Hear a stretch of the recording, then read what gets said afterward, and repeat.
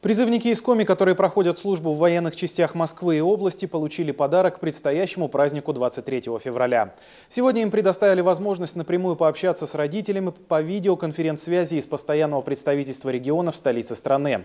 На связь с военнослужащими вышли родные и близкие из 6 муниципалитетов Коми. Репортаж Ольги Коняевой.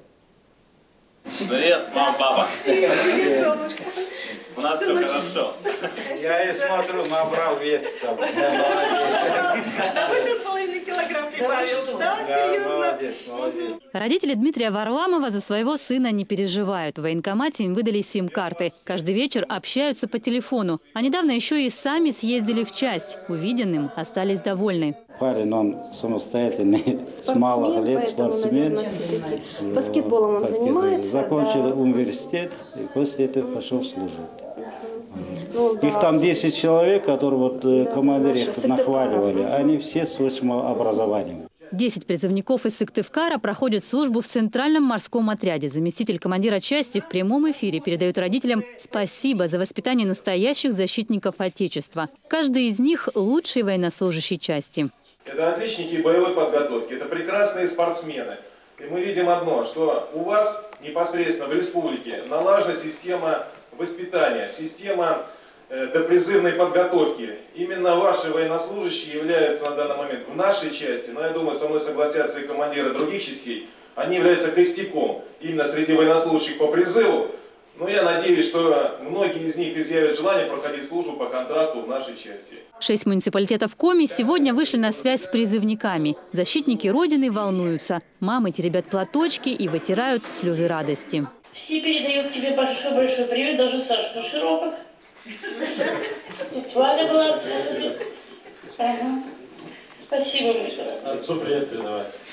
Привет, мам, пап.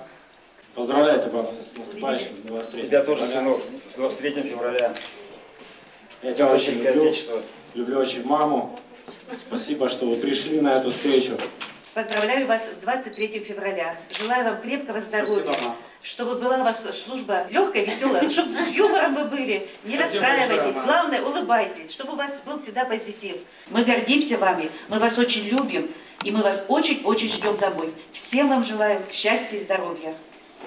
Спасибо вам большое. Увидеть значит знать. Жив и здоров. Вопросы, конечно, почти одинаковые. Как питаются, чем занимаются. Воркутинец Дмитрий Камаев, например, до армии был хоккеистом. Теперь осваивает азы автомобилевождения. Уже 3 месяца служит в авиации.